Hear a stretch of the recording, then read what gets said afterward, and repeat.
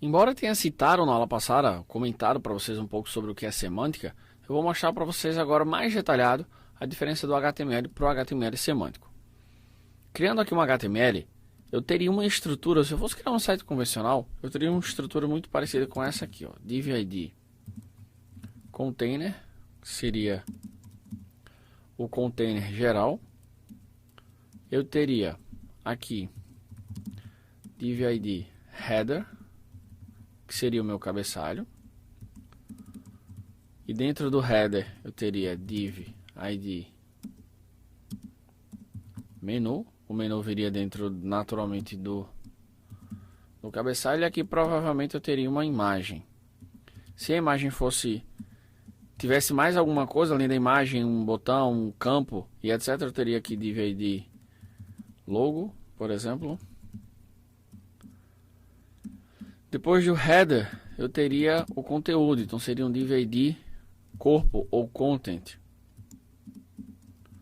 Dentro desse content eu poderia ter uma série de outras coisas, como, sei lá, por exemplo, no caso do curso DG, como se fossem boxes de cursos, eu teria aqui div id box. Se eu tivesse alguma barrinha lateral, a famosa sidebar, eu teria aqui div id sidebar,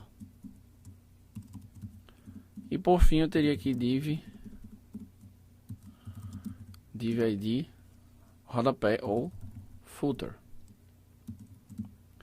Bom, essa seria a minha estrutura do HTML que a gente conhece, que a gente tanto trabalha.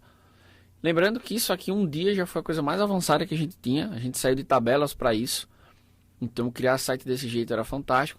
Só que hoje já evoluiu e criar desse jeito já não é mais tão fantástico assim. Como é que eu faria exatamente essa mesma estrutura como HTML semântico? Vamos lá, eu vou criar um novo documento, Ctrl N ou Command N. Eu vou criar aqui primeiro. Eu não preciso de um container, porque eu tenho um elemento agora chamado main. Joia. Dentro do main eu teria um header.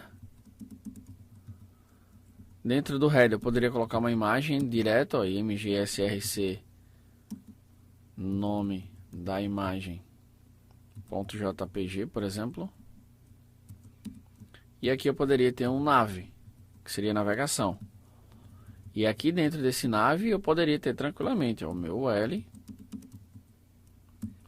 li, home,